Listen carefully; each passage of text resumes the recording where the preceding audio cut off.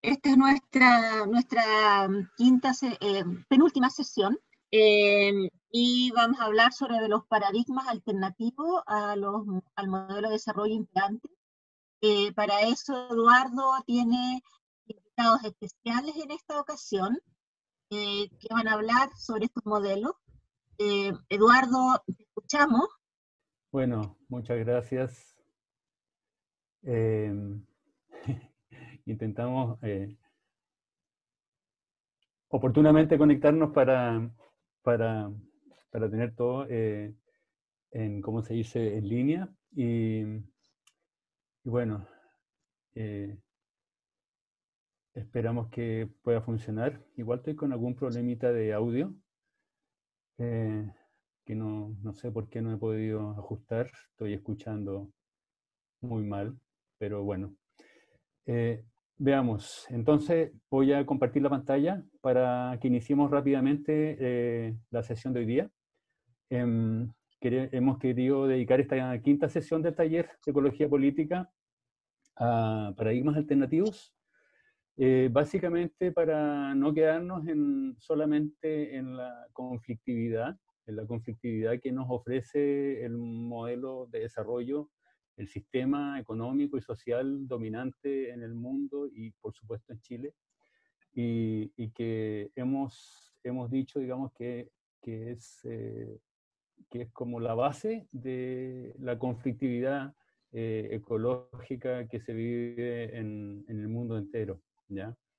Entonces, no nos hemos querido quedar solo en cómo se desarrollan los conflictos en todas las etapas, de este sistema, un sistema lineal, un sistema extractivista, un sistema mercantilizador, y, y más bien vislumbrar paradigmas alternativos que no lo estamos inventando, paradigmas que existen en las culturas de los pueblos ancestralmente y que también se han desarrollado en términos políticos, en términos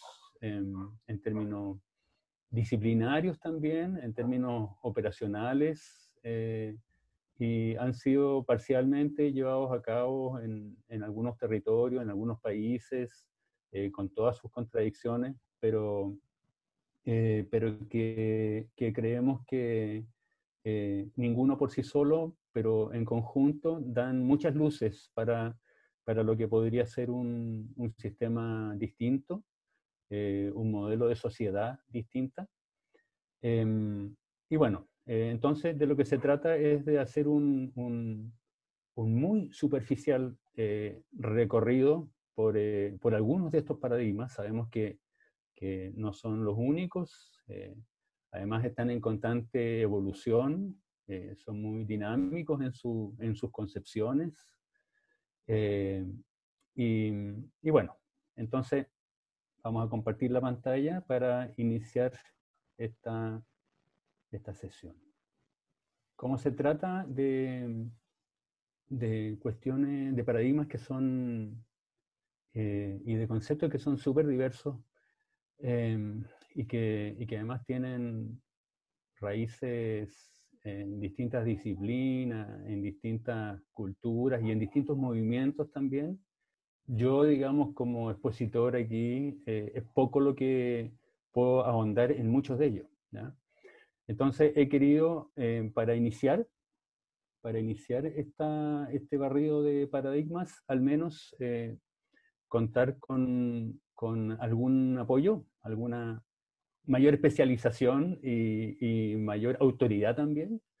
Y invité a una compañera, a una amiga, eh, em, a la Joana Molina, la Jovi, que es parte del colectivo Viento Sur y también de la Marcha Mundial de Mujeres, para que nos exponga en torno al primero de estos paradigmas, o modelos, o como ella quiera llamarle, que es la economía feminista. Joana es ingeniera agrónoma, magíster en psicología comunitaria y educadora popular. Ella les puede contar un poquito más de ella y voy a dejar de compartir en este minuto para que ella pueda tomar la pantalla también y hacer su exposición. Muchas gracias, Eduardo, por la presentación y por la invitación. La verdad es que es un placer para mí y un honor compartir hoy día con ustedes. Antes de compartir la pantalla, me gustaría hablar muy cortito de lo que es la Marcha Mundial de las Mujeres, porque es desde ahí, desde esta militancia que hoy día les hablo, ¿no? Y la Marcha Mundial de las Mujeres es un movimiento feminista y anticapitalista que está presente en más de 50 países, en todas las regiones, y que lucha principalmente contra la pobreza y la violencia hacia las mujeres. Nosotras en Chile somos un colectivo con presencia en Santiago y en las regiones del Biobío, de los lagos y de los ríos, y nuestras principales áreas de trabajo han sido los derechos sexuales y reproductivos y la formación política feminista, donde la economía feminista precisamente ha sido un tema central. Lo que hicimos fue un camino de aprendizaje en relación a este tema, a través de la reflexión colectiva y del diálogo de saberes con mujeres de distintos territorios que nos han compartido sus saberes, de las cuales hemos conocido sus prácticas alternativas al sistema, de resistencia al sistema, ¿no? Y entonces lo que haré es compartir parte de este aprendizaje, ¿no? Para empezar me gustaría leer un pequeñísimo relato que nos sirve para ejemplificar de lo que vamos a estar hablando. Dice así: Peñalolén, 6 de la mañana. Ana se despierta, busca sus pantuflas palpando el suelo con los pies y con los ojos aún cerrados, repasa de memoria las cosas urgentes que tiene que hacer antes de despertar a sus 2 hijas y a su hijo, y ayudarlos a levantarse. Tiene que terminar de coser el traje para la obra de Pedrito, poner la tetera en el fuego, dar de comer a las gallinas, preparar los desayunos y las colaciones, y el almuerzo que su marido lleva al trabajo. Después, cuando todos se hayan ido, debe despertar a Isabel, su suegra, darle el desayuno en la cama, lavarla, peinarla y cambiar la sábana. A las 9 tiene que estar en la consulta del médico para recoger la receta de Isabel, de paso comprar sal y detergente que se acabaron, y a la vuelta tiene que pasar por la feria, cocinará porotos granados, así que hace una lista para que no se le olvide ningún ingrediente. Después cocinará la cena, la servirá, lavará la loza, en el intertanto hace el aseo, ayudará a los niños a hacer las tareas, y al final del día, antes de acostarse, se queda un ratito, ¿no?, viendo televisión junto a su marido mientras teje. A las 11 de la noche se va a dormir. En relación a este relato me gustaría que nos quedáramos con 2 preguntas fundamentales. La primera es, ¿cómo le llamamos a todo este quehacer, al quehacer de Ana? Y en segundo lugar, la pregunta, ¿contribuirá de alguna manera este quehacer a la economía? Bueno, estas son algunas de las preguntas que la economía feminista busca responder. Entonces, ahora sí que les voy a compartir pantalla, si me permiten.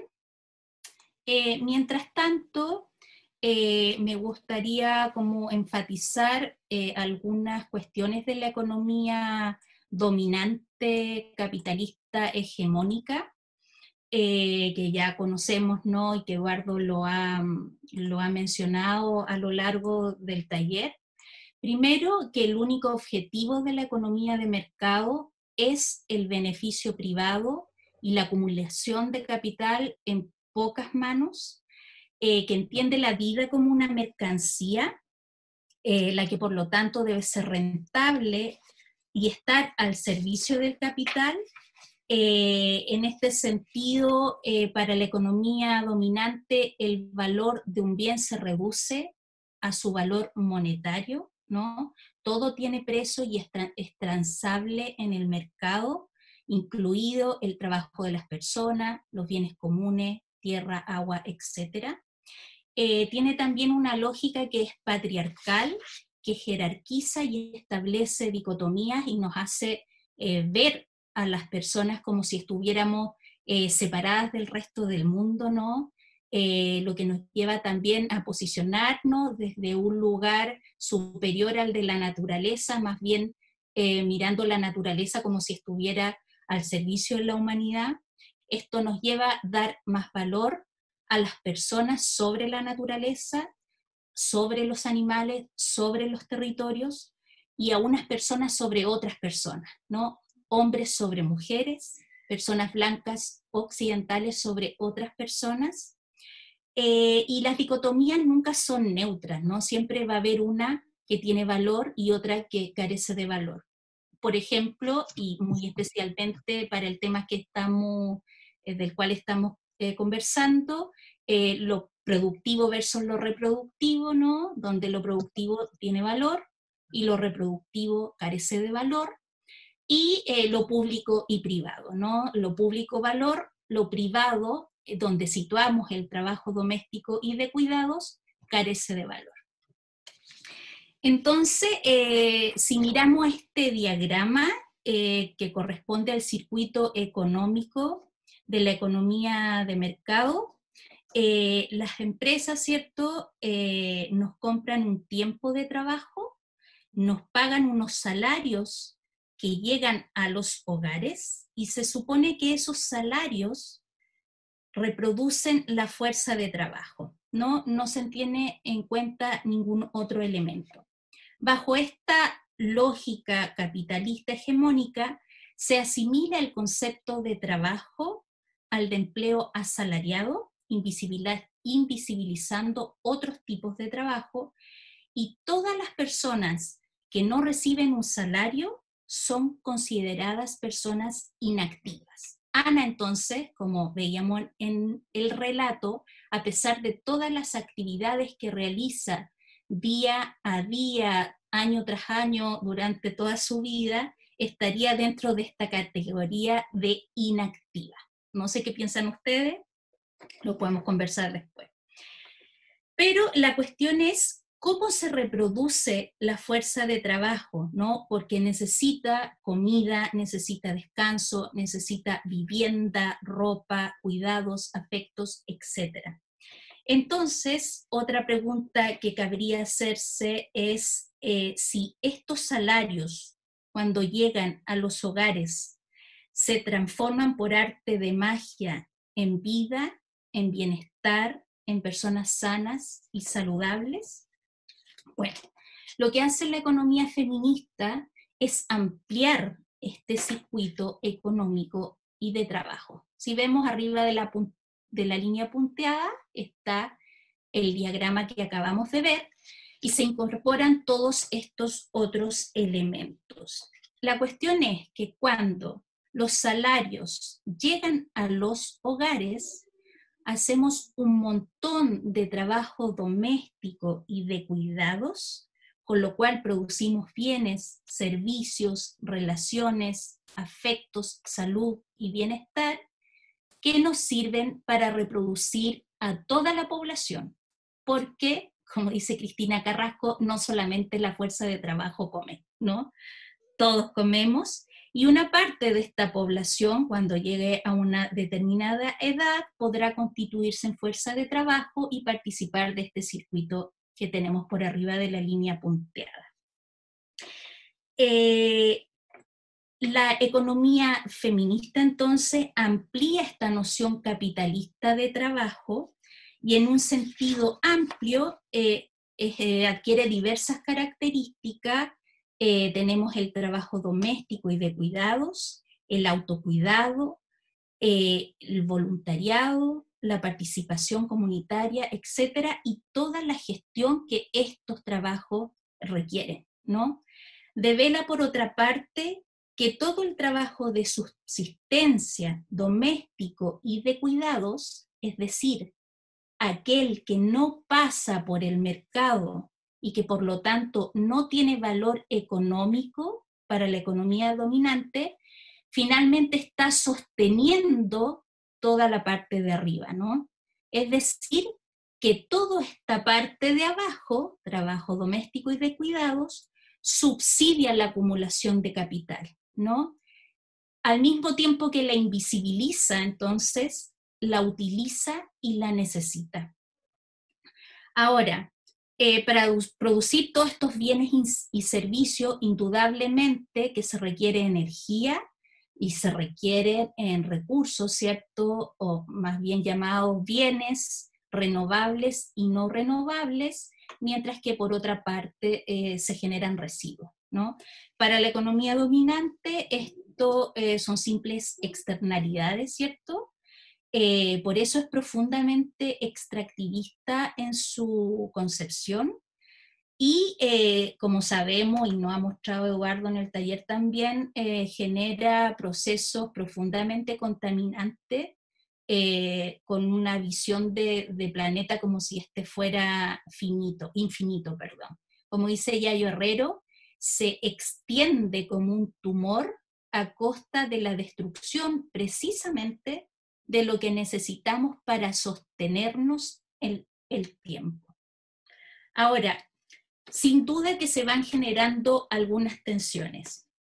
La economía de los cuidados está y ha estado principalmente en manos de las mujeres, ¿no? Ha sido una experiencia femenina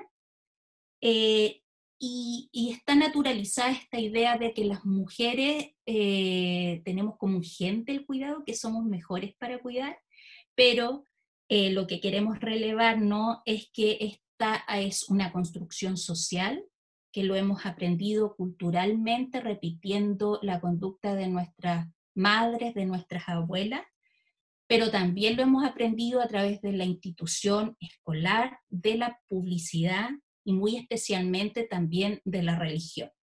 Lo mismo en relación a las mujeres y la naturaleza, ¿no?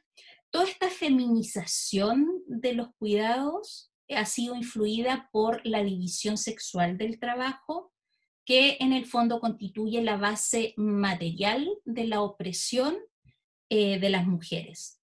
Y esta división sexual del trabajo se organiza por separación, porque algunas tareas y funciones son consideradas masculinas y otras femeninas, y también por jerarquía, ¿no? Porque aquellas tareas y funciones consideradas masculinas tienen más valor en la sociedad capitalista y patriarcal.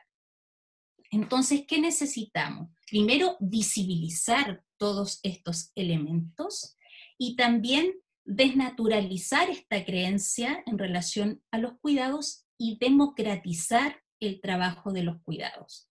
Necesitamos desfeminizar y colectivizar todos los trabajos de cuidado.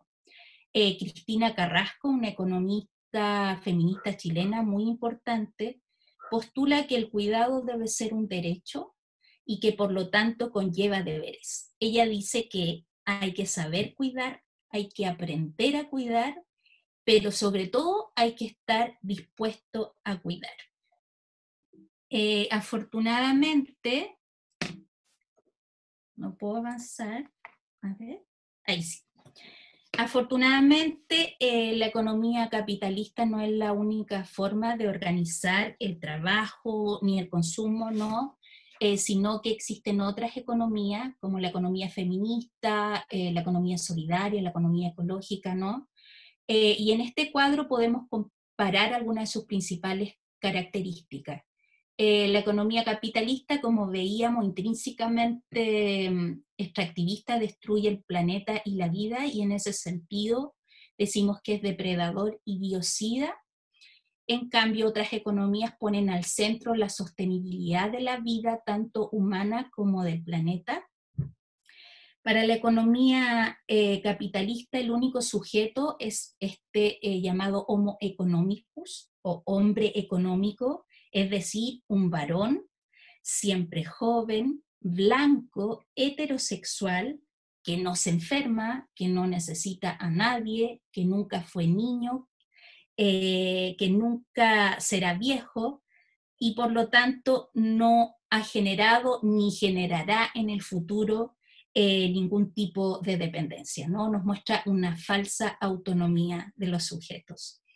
En cambio, la economía feminista y otras economías valoran a las comunidades y los aportes que estas y las mujeres hacen a las economías.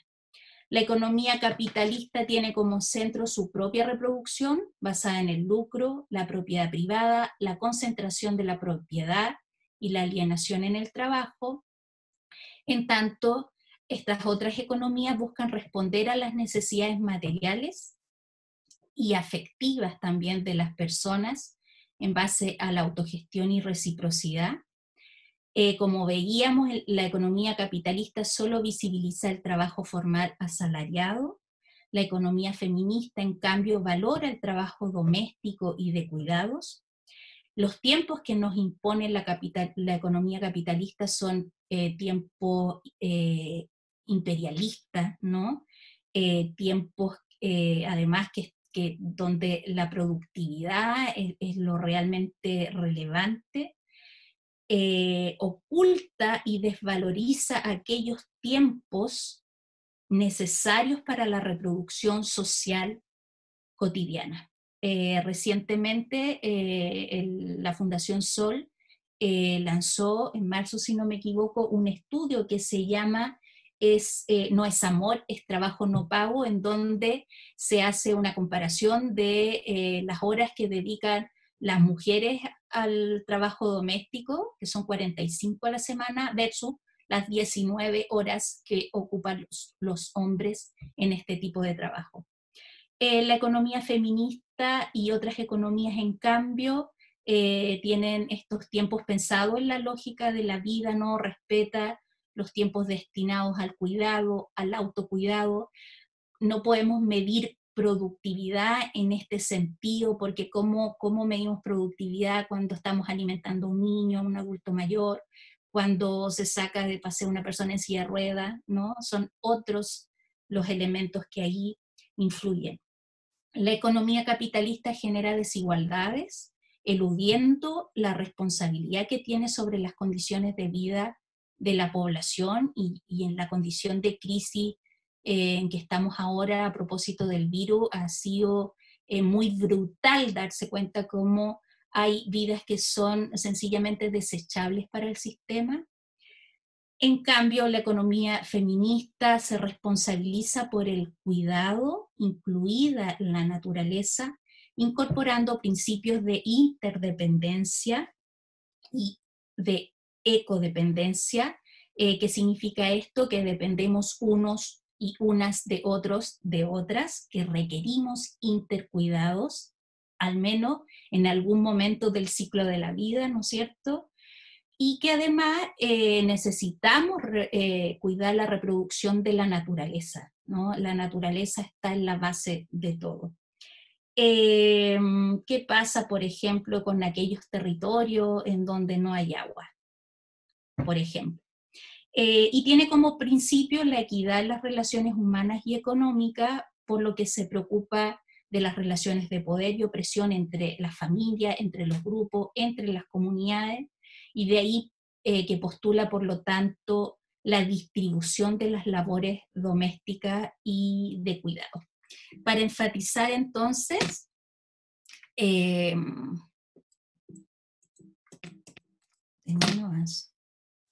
a ver.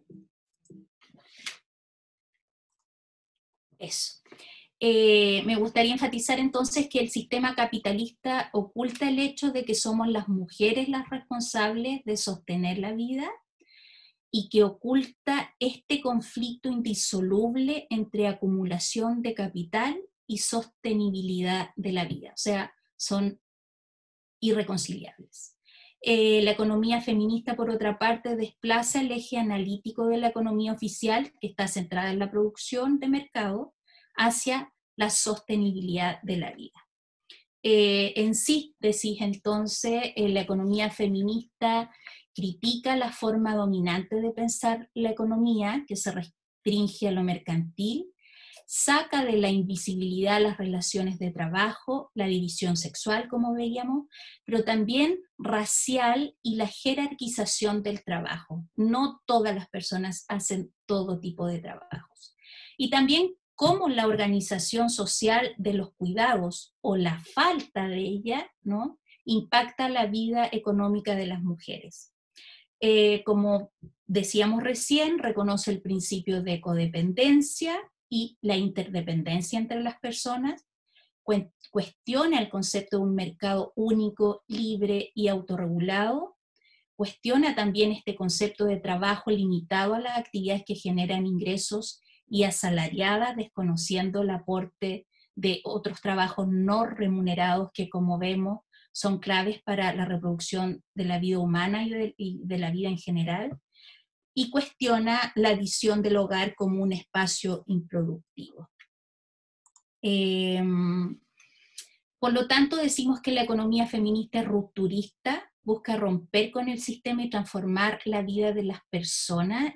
Esto es relevante, no nos interesa como mujeres igualarnos a los hombres en condiciones de explotación, ¿no? No se trata de eso.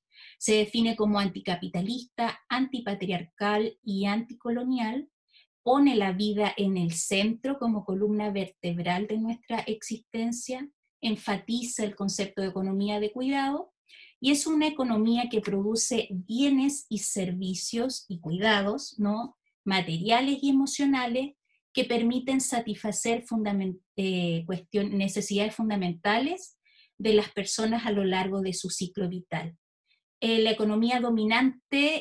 la economía dominante, las necesidades son ilimitadas, ¿no? Y las va creando, porque necesita vender para subsistir. Por último, cree en múltiples formas de organizar la vida y de los mercados, y aquí hay muchos ejemplos de los que podemos hablar más adelante. Cree en la soberanía de los pueblos y, por supuesto, en la soberanía alimentaria. Y para terminar, para que Eduardo no se enoje, dos cosas centrales, ¿no? Que la vida hay que sostenerla intencionalmente, eso quiere decir que pasa por una decisión política, y por lo tanto que el cuidado debe ser el eje político central. Y ahí me quedo para que podamos revisar otras alternativas. Gracias. Gracias, Joy.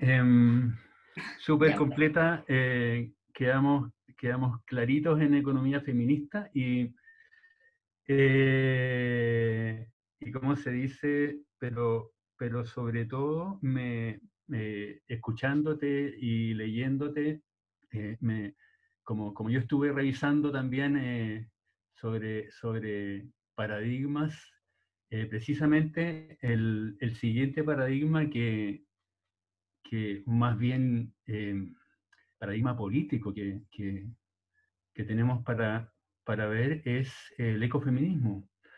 Y escuchándote y leyéndote, me doy cuenta que a pesar de que no son lo mismo, ¿ya? No son lo mismo las bases, los fundamentos del ecofeminismo, sobre todo del ecofeminismo más constructivista, son muy, muy similares. Y eso, en términos metodológicos, a mí me permite avanzar mucho más rápido en lo que sigue de esta presentación. Te reitero las gracias, Joana. Los comentarios y consultas de los alumnos y de todos nosotros y nosotras quedan para el final. Y precisamente, como les comentaba, voy a hablar de ecofeminismo,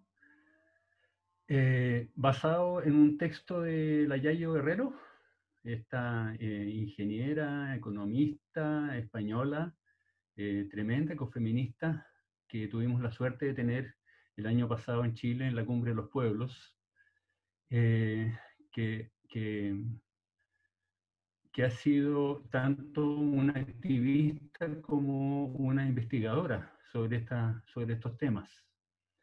Y precisamente ella ha profundizado en esta sinergia entre ecologismo y feminismo, que ayudan a construir este movimiento que es el ecofeminismo, y que me doy cuenta, digamos, que tiene bases, reitero, están en la base también de la construcción de este modelo alternativo que es la economía feminista.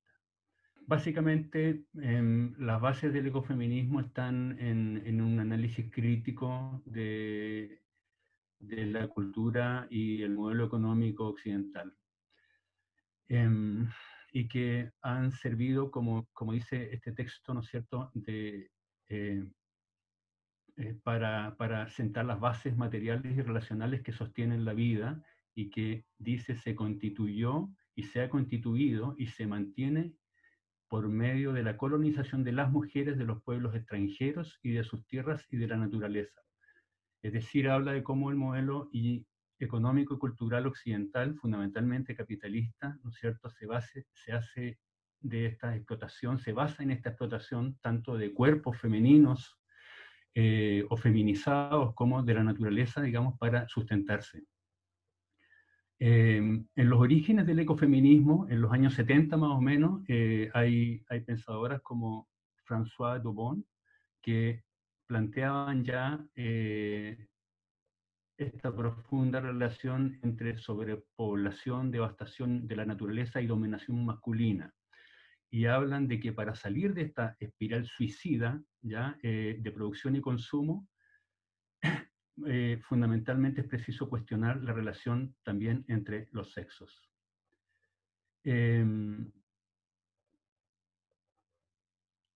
Para ir avanzando, algo que claramente no está en la base de la economía feminista es este primer ecofeminismo que aparece anteriormente a un feminismo, a un ecofeminismo más constructivista, que planteaba un enfoque, entre comillas, ginecocéntrico, ¿ya? Que hacía planteaba fundamentalmente una estrecha relación entre naturaleza y mujer, enfatizando esto que precisamente la economía feminista ha venido a cuestionar, ¿ya? Que es esta relación, ¿no es cierto?, que intrínseca, casi natural, que finalmente lleva a mantener a las mujeres, ¿ya? En sus roles, entre comillas, naturales. Entonces, plantea, ¿no es cierto?, este ecofeminismo esencialista, fundamentalmente de los años 70, que por estar la mujer más cerca de la naturaleza, por su capacidad de parir, y, ¿no es cierto?, tiende las mujeres a preservar la naturaleza, y esto despertó posteriormente el fuerte rechazo desde un feminismo más desde la igualdad, ¿ya?, que reniega de esta vinculación natural. Bueno, este feminismo o ecofeminismo esencialista otorga a las mujeres un valor superior, ¿ya? Reivindica esta feminidad salvaje, entre comillas, le asigna a los hombres una calidad de cultura muy en relación al concepto rusoniano de la degradación del buen salvaje. Y bueno, tienen un fuerte contenido de espiritualidad y misticismo, y sin embargo ya fueron adquiriendo algún rol más político en los años 70 y 80 también, denunciando la tecnociencia, denunciando el militarismo, la energía nuclear y la degradación ambiental. Una de las expresiones, una de las personas que de alguna manera se vinculan a esta etapa ya final del ecofeminismo más esencialista, en términos teóricos, porque actualmente también existe en la sociedad, tiene expresión en la sociedad, ¿ya? Pero en términos teóricos, en los años en que se desarrolló este feminismo más esencialista, aparece Petra Kelly, que fue en sus últimos años una parlamentaria política en Alemania, aunque ella creció en Estados Unidos. Petra Kelly finalmente, al parecer, se cree, porque no hay claridad al respecto, murió lamentablemente de femicidio, su propia pareja, a manos de su propia pareja, que también murió en un suceso bastante oscuro. Pero como decíamos, aparece el ecofeminismo constructivista. Lo voy a ir pasando muy rápido porque, reitero, repite en sus fundamentos muchas de los contenidos que Joana ya mencionó como fundamentos de la economía feminista. Surge fundamentalmente desde el sur. Personas muy relevantes en esto son Vandana Shiva, María Mies, alemana, y Ivonne Guevara, brasileña. Y tal como decía Joana, plantea, ¿no es cierto?, que la relación entre mujeres y naturaleza se sustenta fundamentalmente en una construcción social, en roles y funciones que originan una división sexual del trabajo, que es cultural, que ha sido impuesta. Denuncia la subordinación de la ecología como disciplina y la naturaleza y las relaciones entre las personas a la economía y su obsesión por el crecimiento. Plantea, por lo tanto, no exaltar lo estereotipado como femenino, es decir, la mujer restringida al espacio reproductivo, ni responsabilizarla del cuidado del planeta y la vida, hacer visible el sometimiento que determina estas funciones, señalar las responsabilidades y corresponsabilizar a los hombres y mujeres en el trabajo de la supervivencia. Es decir, no desnaturalizar a la mujer, sino renaturalizar al hombre, ajustando la organización política, relacional, doméstica y económica a estas condiciones materiales que posibilitan la existencia. Una renaturalización que exige un cambio cultural que convierta en visible la ecodependencia, tanto para mujeres como para hombres. Aquí reiterar elementos que ya también mencionó Joana, que es la producción para un enfoque ecofeminista, es decir, no solo aquello que produce bienes de mercado, sino fundamentalmente la producción que ocurre en el espacio del sostenimiento de la vida y que ha sido invisibilizada en el actual modelo capitalista. Entender que estas producciones sociales, que son necesarias y sin las cuales no existiría el resto del sistema productivo, no es posible expresarlas a través de indicadores como el PIB, por ejemplo.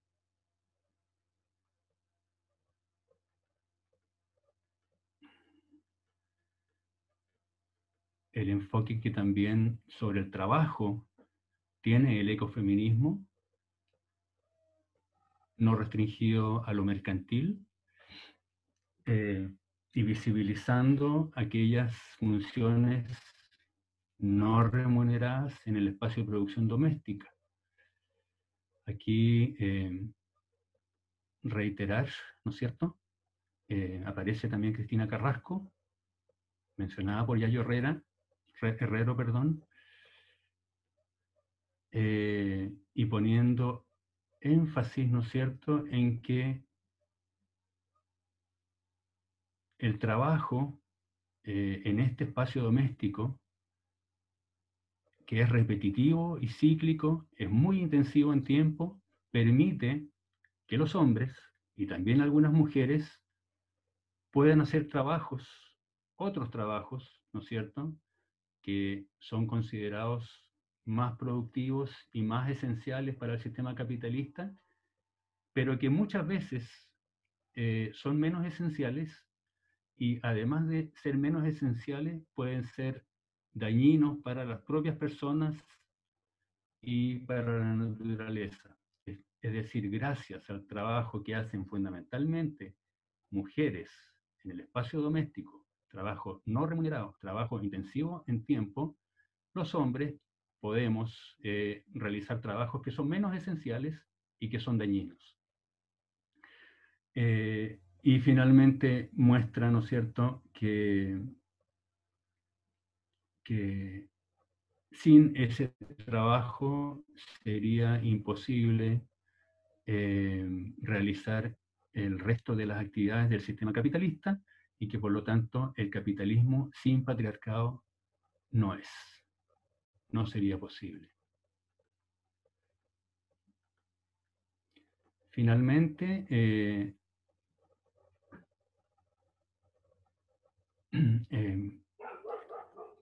enfoques de sostenibilidad para el ecofeminismo, la sostenibilidad de la vida humana, que es un proceso complejo, dinámico y multidimensional de satisfacer necesidades que deben ser continuamente reconstruidas, es decir, y que requiere de recursos materiales, pero también de contextos, relaciones de cuidado, proporcionados en gran medida por el trabajo no remunerado realizado en los hogares. Es decir, este trabajo de cuidado realizado en los hogares, hoy día fundamentalmente por mujeres, y en el contexto ecofeminista, ojalá realizado por todas y todos, es parte fundamental de la sostenibilidad de la vida humana. Y por otro lado, una sostenibilidad más ampliamente entendida, que es un proceso que hace referencia a la posibilidad de que la vida continúe en términos más amplios, no solo humanos y sociales, sino también ecológicos. Y que este proceso significa desarrollar condiciones, estándares y calidad de vida aceptables para toda la población. Supone una relación armónica entre humanidad y naturaleza, entre humanas y humanos.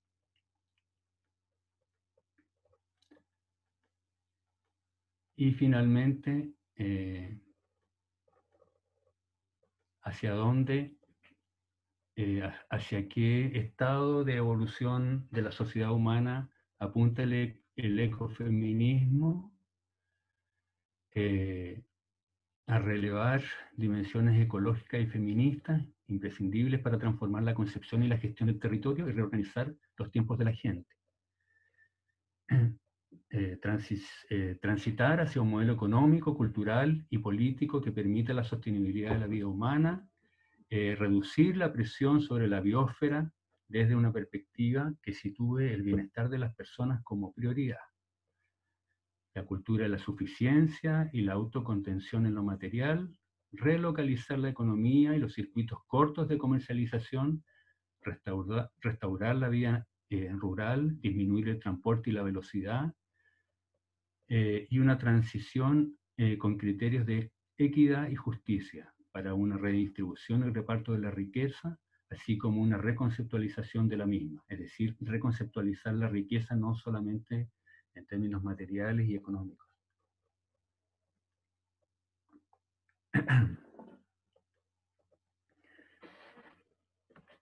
Aquí pasemos a otro paradigma.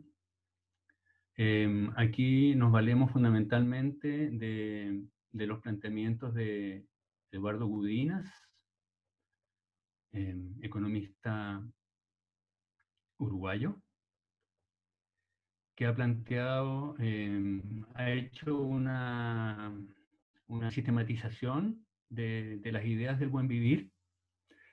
Ha identificado dos componentes fundamentales en el buen vivir. En primer lugar, una crítica al desarrollo en términos generales, que apunta a las raíces conceptuales del desarrollo y también a postular alternativas al desarrollo. Hay que tener claro, digamos, que por lo tanto, como crítica al desarrollo en general, no apuesta a un nuevo tipo de desarrollo alternativo con esa denominación, sino una alternativa que va más allá de cualquier variedad del desarrollo. En términos de qué se compone el buen vivir, en términos conceptuales, se plantea como una formulación mixta, entonces que mezcla saberes indígenas, es decir, aportes que provienen de saberes indígenas, como también de corrientes críticas dentro de la modernidad occidental. El aporte de los saberes indígenas es fundamental para entender de dónde proviene el buen vivir.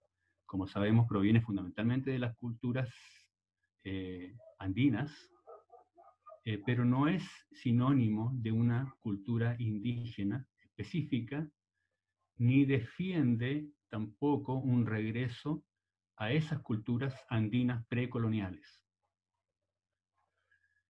Y tampoco se puede reducir a conceptos occidentales, es decir, reiteramos, es una formulación mixta de los saberes indígenas con insumos que se han creado, digamos, a partir de corrientes críticas dentro del mundo occidental. ¿Cuáles son aspectos centrales del buen vivir? Rechaza de la idea de progreso como lo entendemos en el mundo occidental. Rechaza la idea de que debemos repetir la historia que han recorrido los países industrializados. No acepta la historia como un proceso lineal, es decir, entiende que la historia es diversa y tiene distintos puntos de partida y también distintas direcciones y orientaciones. Es muy tolerante en términos de aceptar diversidad de saberes y sensibilidades. No se rechazan conocimientos occidentales, pero no se acepta, digamos, que los saberes occidentales o los conocimientos occidentales son los únicos válidos ni legítimos. Promueve alternativas que lo que busquen es romper, disolver, anular esta postura dualista entre la sociedad y la naturaleza, que es como una base de la modernidad, ¿no es cierto? Esto de separar a la sociedad de la naturaleza. Y por el contrario, entender comunidades expandidas, es decir, que comunidades que incluyen tanto lo social como lo ecológico. Existe una superposición y una asociación intrínseca entre lo social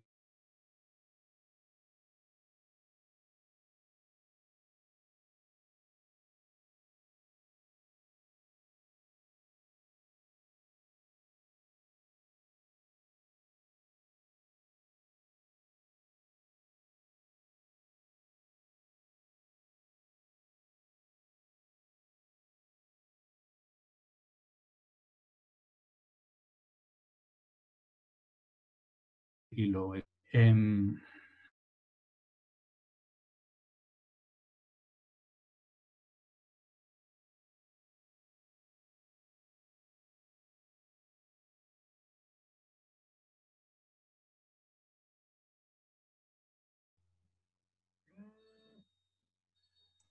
Aló, aló. Ya estoy de vuelta.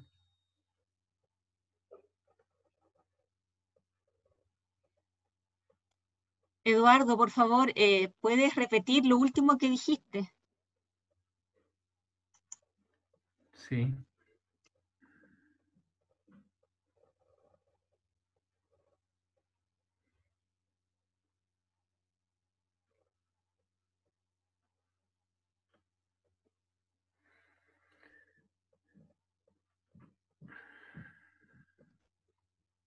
Disculpen, ¿Me están escuchando ahora? Ahora sí. Sí. Puede presentar. Perfecto. Ya, no sé en qué minuto me caí. ¿Estaba ya en esta lámina? Los aspectos centrales del buen vivir. Sí, sí, por lo menos yo no escuché lo de las comunidades expandidas y la visión biocéntrica.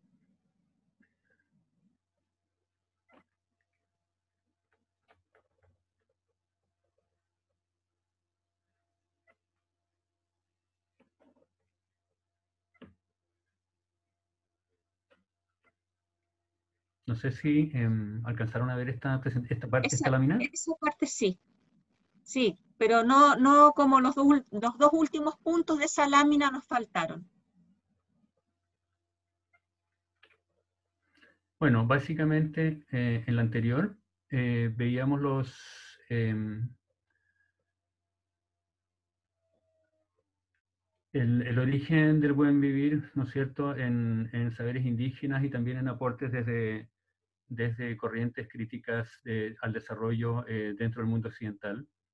Los aspectos centrales del buen vivir plantean básicamente rechazar la idea de progreso en términos de cómo se ha entendido el recorrido que han hecho los países industrializados, no entender la historia como un proceso lineal, aceptar diversidad de saberes y sensibilidades, disolver, ¿no es cierto?, y la dualidad entre sociedad y naturaleza y comprender comunidades expandidas que incluyen tanto el componente social como la naturaleza o lo ecológico dentro de la misma comunidad. Una visión biocéntrica que reconoce valores a la propia naturaleza y que esto, por cierto, ha sido la base para la otorgación de derechos a la naturaleza y por lo tanto el reconocimiento de la naturaleza como un sujeto de derechos. Se reconocen una pluralidad, además, es decir, no hay solo una manera de entender el buen vivir, hay en distintos pueblos indígenas distintas versiones, por llamarlo de alguna manera, del buen vivir. Está Suma Camaña en el pueblo Aymara, Suma Causay, Quichuas en Ecuador, y así otros pueblos en la Amazonía ecuatoriana, en el pueblo guaraní de Bolivia y Paraguay. Y bueno, podríamos también nombrar a digamos, el pueblo mapuche y su concepción también del buen vivir. Aquí se mencionan solamente las que el mismo Eduardo Gudinas menciona en sus trabajos. Y, por cierto, también versiones no indígenas que provienen desde el ambientalismo, que asignan derechos a la naturaleza, o la versión también ecofeminista, ¿ya?, que rechaza el patriarcado. Pasamos a otro paradigma, que más que paradigma, yo lo restrinjo a una postura política frente a la apología del crecimiento que domina hoy día en el mundo capitalista.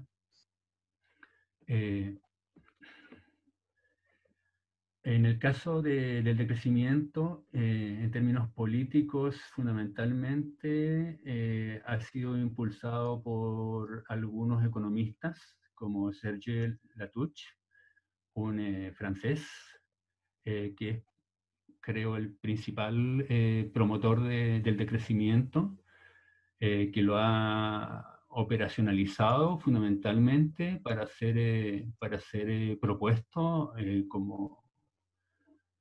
como guía de políticas públicas también en Europa fundamentalmente.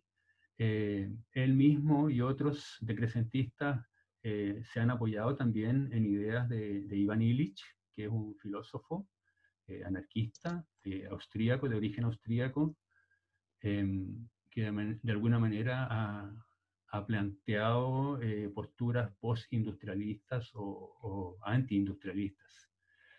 Pero fundamentalmente se rechaza el objetivo del crecimiento económico en sí, propios del capitalismo, el liberalismo y el productivismo, ¿ya?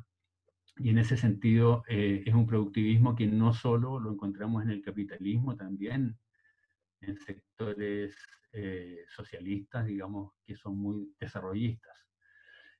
Por esta razón, yo me he inclinado también por un concepto que han planteado algunos decrecentistas, más bien de llamar a esta postura política a crecimiento más que decrecimiento. Es decir, más bien rechazar la idea del crecimiento, digamos, como un pilar de la sociedad, como un pilar del sistema político y económico, y sacar el tema del tamaño de la economía, ¿ya?, del centro de las decisiones públicas. Es decir, y eso nos permite acercarnos además como sociedades o como comunidades que no necesariamente estamos en la vía del crecimiento económico, sacarlo de el tema del tamaño de la economía y el tamaño material de la economía del centro, para que sea más bien un resultado de otros elementos que definan hacia dónde ir en términos económicos, en términos como sociedad, ¿ya? El decrecentismo cuestiona la capacidad del modelo de vida moderno, como lo hemos concebido, para producir bienestar. Es decir, no estamos desarrollándonos ya para producir bienestar, para estar mejor, sino fundamentalmente para crecer. Plantea una disminución regulada y controlada de la producción económica, con el objetivo de establecer una nueva relación de equilibrio entre el ser humano y la naturaleza, pero también entre los propios seres humanos.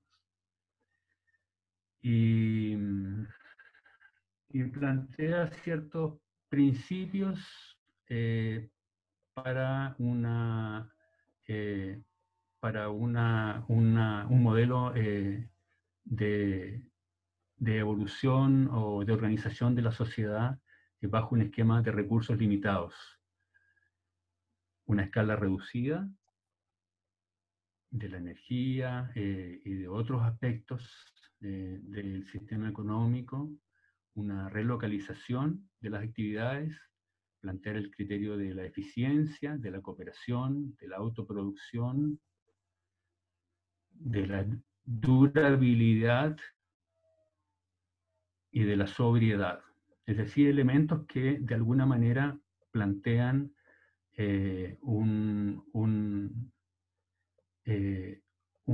una ralentización de la economía, un replantearse las escalas en que se plantean las soluciones, las tecnologías, y también una forma distinta de relaciones humanas para una forma de vida más sustentable y justa. Eso en cuanto al decrecimiento. Otro de los paradigmas que han ido surgiendo y que me interesa desarrollar aquí es el ecosocialismo, que obviamente lo que hace es generar sinergia entre las ideas del socialismo y del ecologismo. Busca recuperar y resignificar la crítica marxista al capitalismo, plantea que el capitalismo es inherentemente dañino tanto para la sociedad como para el medio ambiente, puesto que agota tanto las fuerzas de los trabajadores como de la propia tierra y la naturaleza.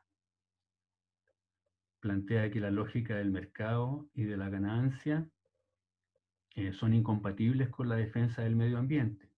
Y aquí el ecosocialismo genera una ruptura con el socialismo más tradicional, puesto que plantea que esta crítica también se la asigna a los autoritarismos tecnoburocráticos, ¿ya? De aquellas que se denominaron democracias populares y que en algún minuto se les llamó también, ¿no es cierto?, socialismos reales, y que por lo tanto también los plantea como incompatibles con la defensa del medio ambiente. Se desmarca de la economía neoclásica, apoya la justicia social como en la primera meta de la política, viéndola también como una llave hacia otros objetivos.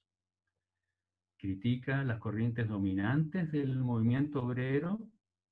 Aquí nuevamente una ruptura con el socialismo más clásico, ¿no es cierto?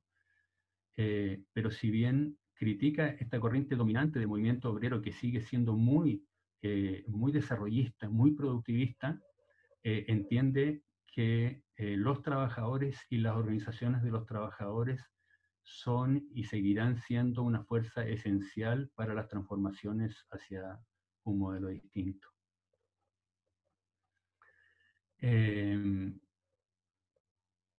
Recoge las ideas de un socialismo más básico en el sentido de que la producción tiene que estar orientada a los valores de uso y no los valores de cambio. Es decir, tiene que estar orientada a producir bienes necesarios para la satisfacción de necesidades humanas y no para el comercio. El progreso técnico no es el crecimiento infinito de bienes, sino la reducción de la jornada, es decir, el progreso técnico para la reducción de la jornada de trabajo y el crecimiento del tiempo libre de los seres humanos. Reemplazar la micro-racionalidad de la ganancia por una macro-racionalidad social y ecológica.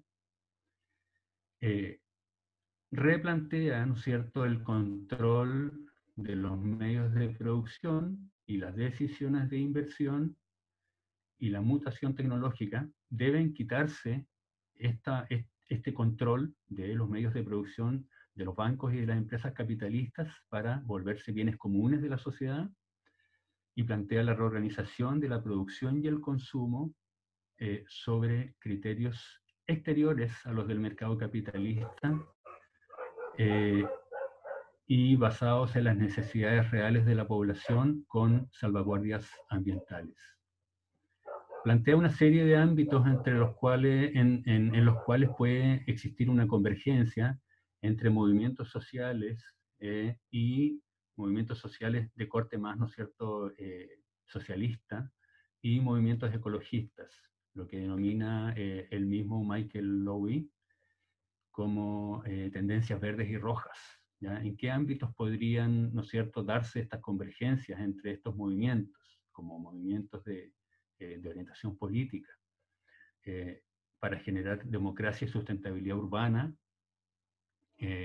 para la defensa de la salud pública contra la contaminación del aire y del agua, para promover la soberanía alimentaria, para la lucha contra, ¿no es cierto?, las instituciones financieras internacionales de corte neoliberal, y para trabajar también conjuntamente por la reducción de la jornada laboral y las mejoras laborales para generar también, obviamente, trabajos más dignos y sustentables.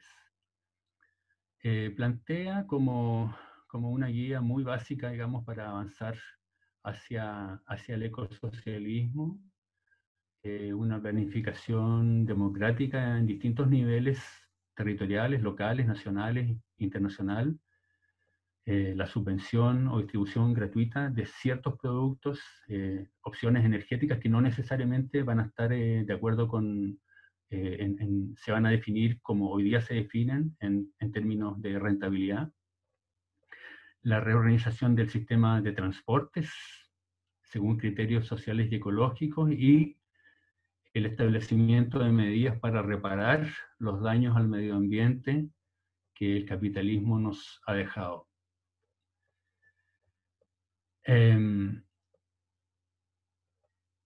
Hubiese querido tener también una presentación especializada de alguien, y lo intenté hasta la última hora, de conseguir a alguien de nuestras organizaciones amigas, de Anamuria, en fin, para que nos abordara el tema de la soberanía alimentaria. No logré contar con ello, entonces muy rápidamente paso por la soberanía alimentaria como un modelo alimentario alternativo, ¿no es cierto?, al sistema agroalimentario industrial que hoy día gobierna la provisión de alimentos en el mundo.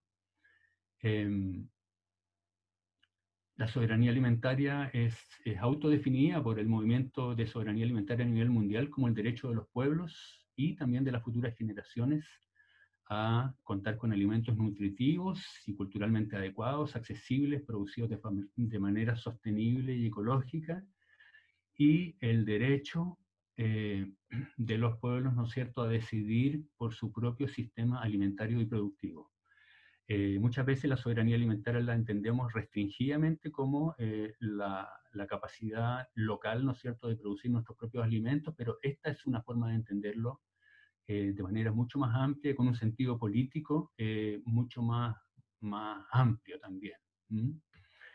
Y la soberanía alimentaria en términos de búsqueda, ¿no es cierto?, en términos de qué es lo que busca, en términos de actuación política, a nivel tanto local, nacional como internacional, es resistir y desmantelar el comercio libre y corporativo y el régimen alimentario actual para que los sistemas alimentarios agrícolas, pastoriles y de pesca pasen a estar gestionados por los productores y productoras locales. Eso es entonces, a muy grosso modo, el concepto y el paradigma de la soberanía alimentaria. En el ámbito energético,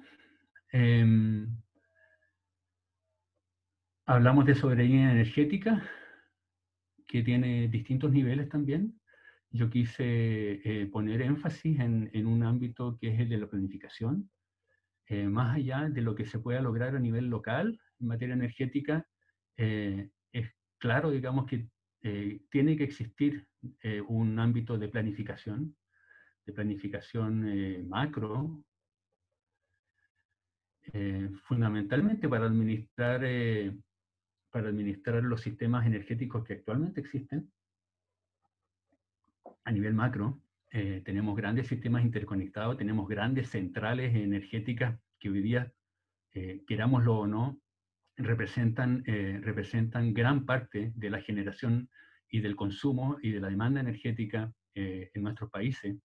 Por lo tanto, esos sistemas, independientes de que dejen de estar en las manos corporativas y multinacionales en las cuales hoy día están, tienen que ser administrados para ir transitando hacia un modelo distinto.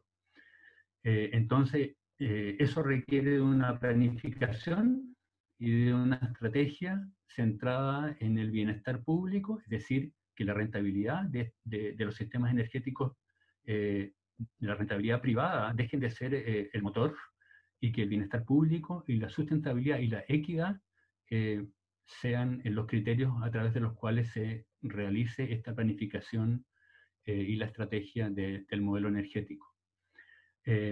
Pero sin duda pasar a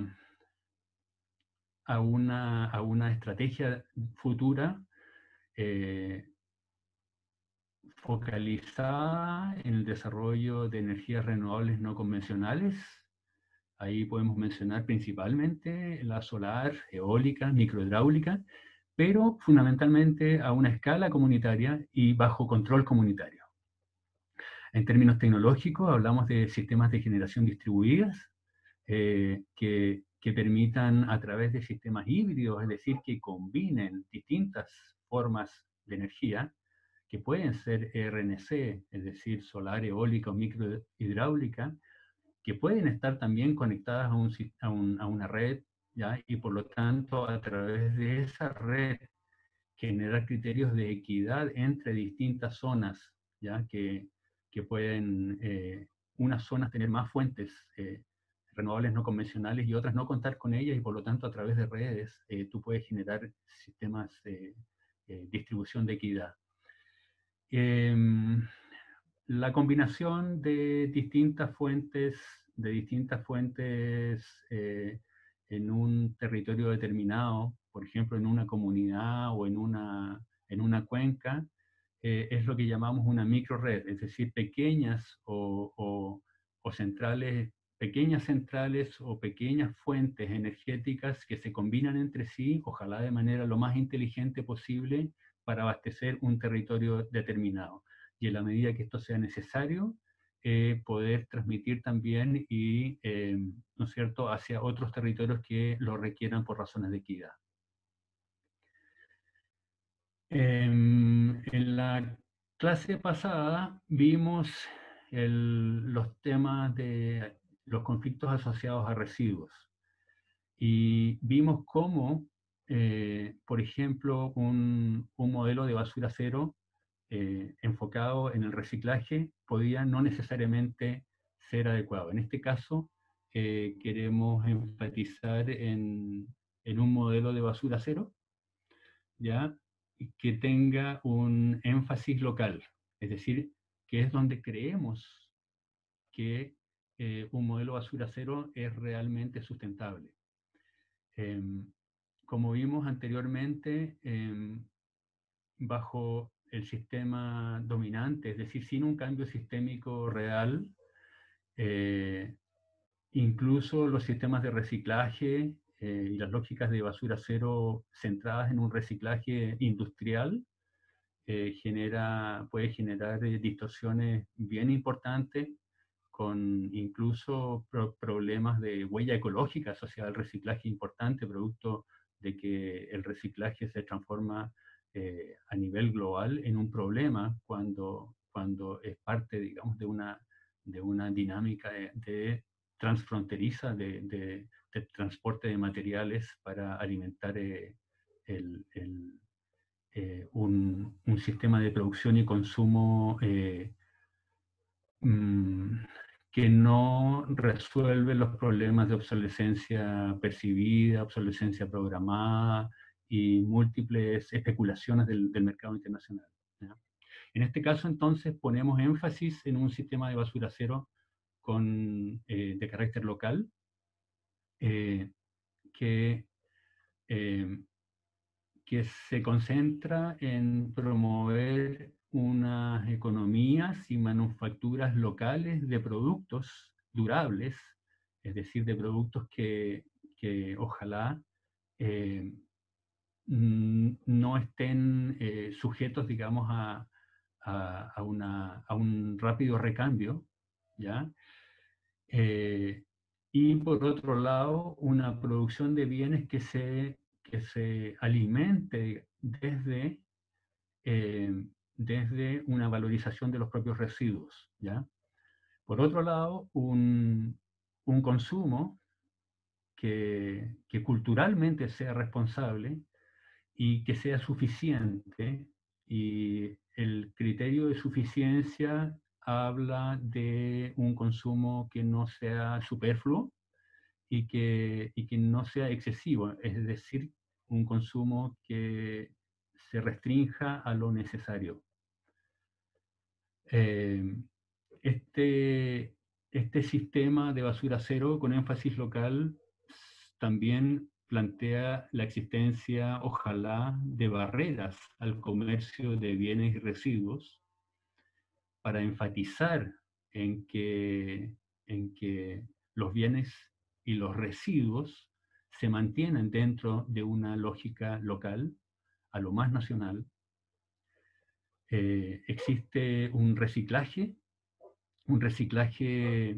es decir, que aprovecha el máximo en el proceso de producción los materiales que provienen de los residuos.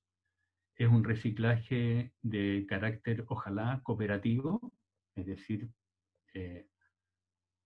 organizado a través de cooperativas o la propia comunidad, y que incluye, por supuesto, también de manera local, el reaprovechamiento de residuos orgánicos a través de compostaje, lombricultura, biodigestión, y que también pone énfasis en la reutilización y ojalá reparación de bienes desechados. Es decir, terminar con esta lógica, ¿no es cierto?, de que actualmente los bienes desechados se transforman en basura, en residuos, y porque resulta más difícil reutilizarlos o repararlos que comprar, adquirir un bien nuevo. La idea es que en todas estas etapas, ¿no es cierto?, se genere y se mantengan niveles de trabajo, de ocupación laboral digna, sustentable y trabajos creativos. Aquí quiero terminar este tema, terminar con el repaso de modelos alternativos, de paradigmas alternativos con la justicia climática, que es un concepto de carácter global, es decir, pasamos de lo bien local, que es el tema de los residuos, a este nivel bien global, que es la justicia climática, que plantea, ¿no es cierto?, enfrentar la crisis climática que estamos viviendo, del cambio climático, como una cuestión sistémica, y que en términos de demandas, en términos de planteamientos políticos,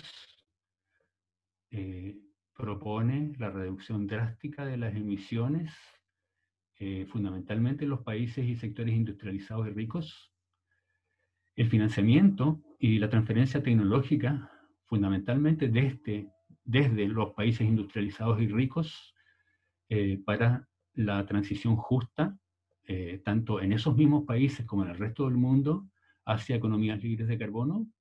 ¿Cuáles son los criterios fundamentales que tienen que regir este financiamiento y la transferencia tecnológica?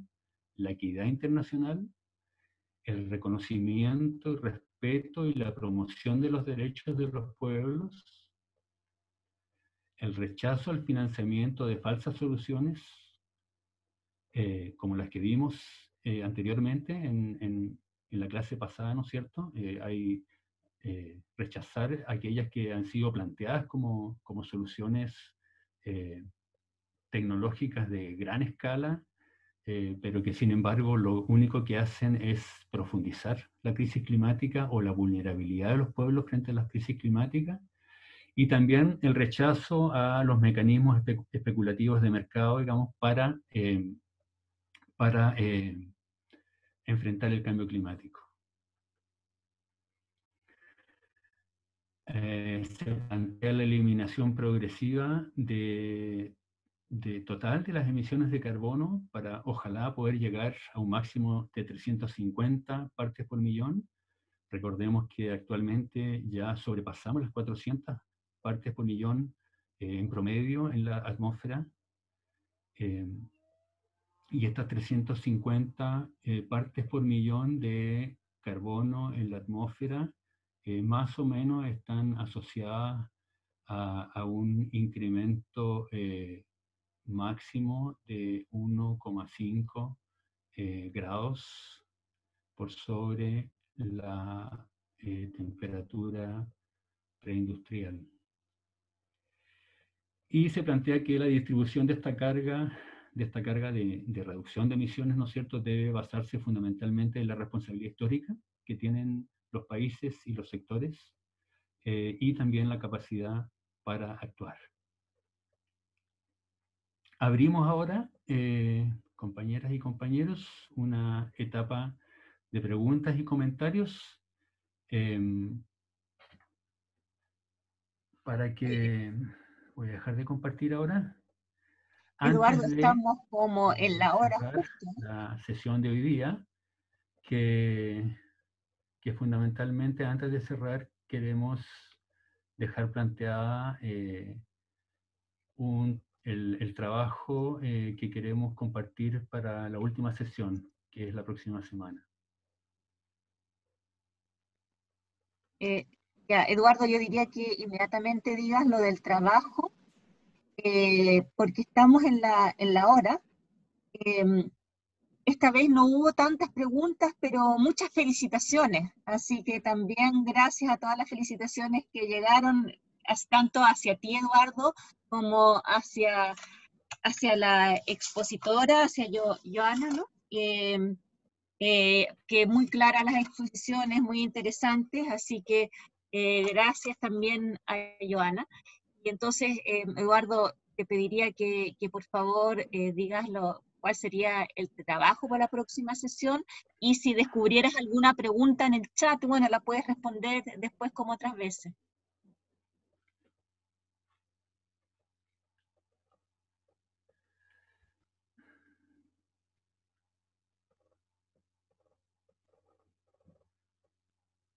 Hola. ¿Me escuchaste? Tenía dificultad para escuchar. No sé si me puedes repetir, por favor. Sí, te decía que por favor vayas directo al trabajo que Ya. que tendrían que hacer, porque estamos en el tiempo. Te decía que Bueno, más que todo ha habido felicitaciones tanto para ti como para Joana, que la clase es muy buena, y si descubrieras en el chat alguna pregunta, a lo mejor la puedes responder por escrito después y abocarte bueno, entonces a la explicación. bueno, voy a pasar entonces al trabajo, que es rápida. Solamente quiero mencionarles que lo que voy a mostrar ahora bien rápido lo vamos a mandar por correo electrónico, como una pauta, digamos, para lo que queremos hacer en la última clase la próxima semana. Voy a volver a compartir entonces la pantalla.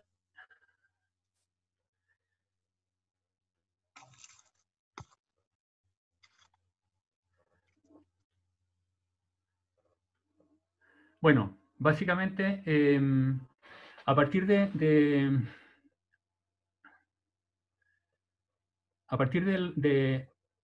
lo que construimos juntos en las dos clases anteriores de conflicto, cuando identificamos y caracterizamos los conflictos que se podían generar a partir de distintas actividades humanas en las distintas etapas. Si recuerdan, en la clase antepasada vimos la etapa extractiva, y en la clase pasada vimos conflictos en la etapa central, ¿no es cierto?, en temas de transporte, manufactura y ciudades, y también en la etapa de salida, ¿no es cierto?, residuos y emisiones globales. Ahí, en la última columna, ustedes, alumnas y alumnos, identificaron algunos conflictos.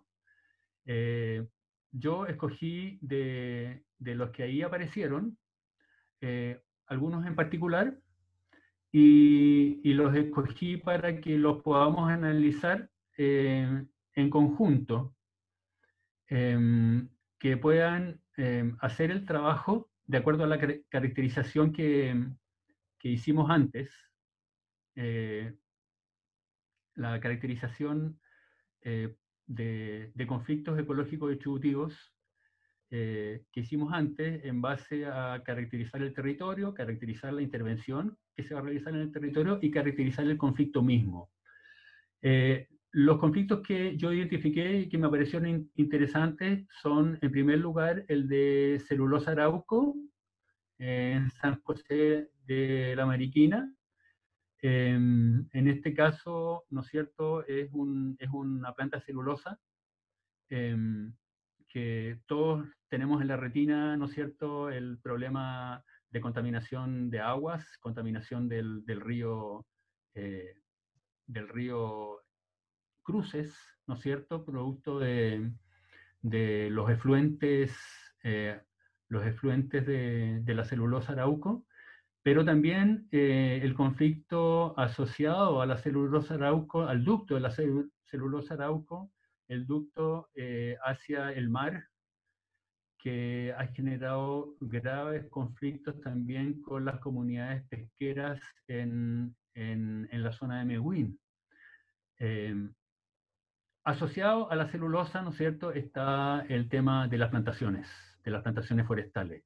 Entonces, lo que propongo es analizar en conjunto la conflictividad de la planta Celco de Valdivia con las plantaciones en esa misma zona, en San José de la Mariquina. En segundo lugar, propongo la central, o las centrales, porque son más de una, en el río Pilmaiquén.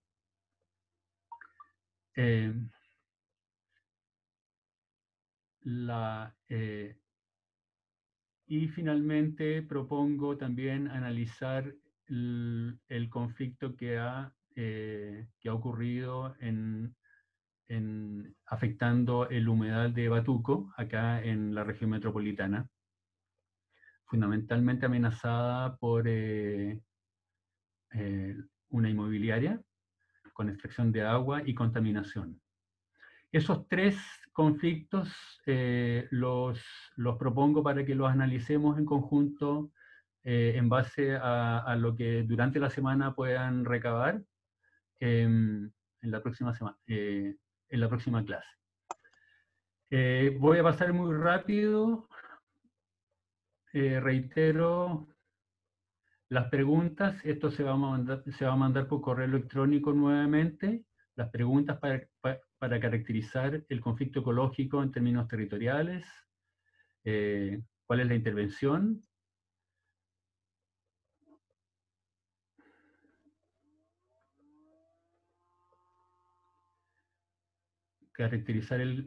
analizar el conflicto.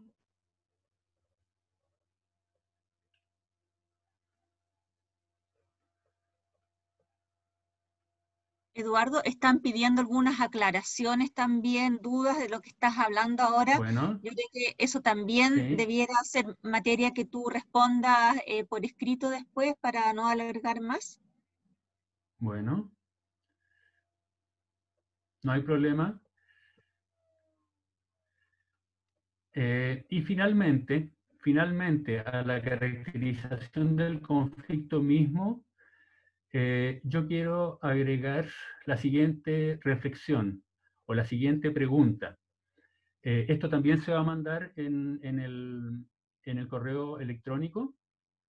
Es decir, no quedarnos solamente en analizar el conflicto, es decir, sino plantear o hacer una reflexión que responda a la pregunta de cómo crees tú, cómo creen ustedes, cómo creemos nosotros que podría enfrentarse o evitarse esta problemática socioambiental desde algunos de estos paradigmas o modelos alternativos que hemos visto en la clase de hoy día. Es decir, en el caso de la celulosa Arauco, del conflicto de la celulosa Arauco y la problemática socioambiental en torno a este conflicto de la celulosa Arauco en Valdivia, ¿cómo lo podríamos enfrentar desde el buen vivir, desde la economía feminista, desde la soberanía alimentaria? En el caso de la hidrocentral o de las hidrocentrales en la zona de Pilmaiquén, ¿cómo podríamos evitar o enfrentar esta problemática desde el ecofeminismo, desde la soberanía energética? En el caso del humedal de Batuco, afectado, ¿no es cierto?, por estas actividades humanas, ¿cómo podríamos evitar o enfrentar estas problemáticas desde un modelo de basura cero o desde una mirada ecosocialista? Eso básicamente son las preguntas, es decir, primero caracterizar el conflicto en sí mismo, pero posteriormente avanzar e ir más allá, digamos, a plantear para estos territorios afectados paradigmas alternativos.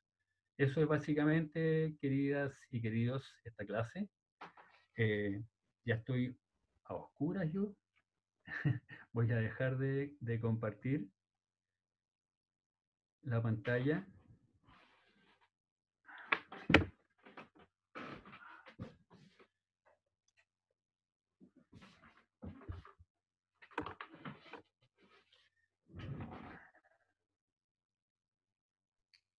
Aquí estoy. Bueno, eso. Claudia, si quieres darle cierre a la sesión, fue una jornada extensa. Sí, una jornada extensa, pero muy interesante. Parece que estaban todos muy entusiasmados escuchándote, tanto a ti como a Joana al comienzo, así que muchas gracias a ambos. Y bueno, ahora les toca trabajar a los asistentes, a los participantes que estaban de público, van a tener que ahora hacer algún esfuerzo. Les vamos a repetir la tarea, ¿no es cierto?, por escrito. También pueden repasar este video. Algunos estaban preguntando si Joana compartiría su PowerPoint. De todas maneras, esto va a estar dentro de la presentación, dentro del video que les vamos a subir. Así que eso, cualquier otra duda se puede responder por escrito.